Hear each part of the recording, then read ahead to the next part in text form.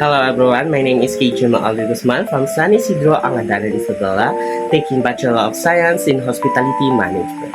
And now, I'm here to discuss about how to correctly your posture. Okay? First thing to do, we need to test our back or our position, our posture to know if have a bad posture. Okay? First thing to do, we have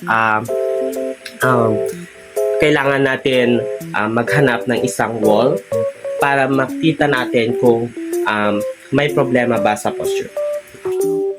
At ngayon, andito na tayo sa wall. And first thing to do, our back of our feet as we need to touch the wall. And second, our body. Like this one. Okay? You see that? Kung meron man sumasakit sa iyong likod, yun ay mayroon kang bad posture. And second, we have to correctly our posture. May dalawang exercise tayong gagawin. We have a cow cat or ocho-ocho. Second, na Titanic posture. Para sa cow cat or ocho-ocho naman, ang kailangan natin gamit doon ay isang yoga mat. Kung wala naman po tayong yoga mat, pwede naman po tayong gumamit ng towel para hindi sumakit ang ating tuhod.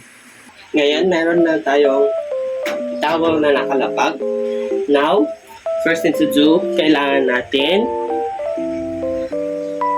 like this one. Okay? We need to straight this one, straight, and twist our arm in the front. Okay? And next, we're going to ocho-ocho now. Okay? 1, 2, 3.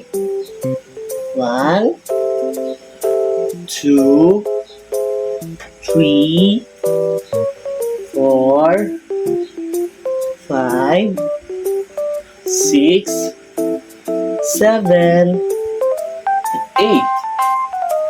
That's the one exercise, and every day we have 1 minute each. Okay? And next we have a Titanic exercise. And ang kailangan din po natin dito ang yoga pillow. At kung wala naman po tayong yoga pillow, kailangan natin ang towel din. Kailangan natin ang towel to support our back. Okay? Ngayon, gagawin na po natin ang Titanic exercise. First thing to do, leave it 2 inch our foot in the wall. Okay? And second one, we're going to put our back here. And third one, like this one, just touch the wall and our head like this one. And do it in 8 seconds.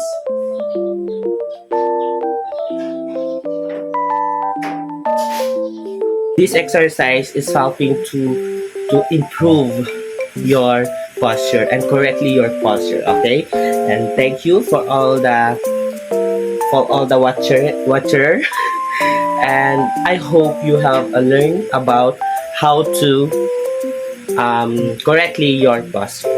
Thank you, everyone.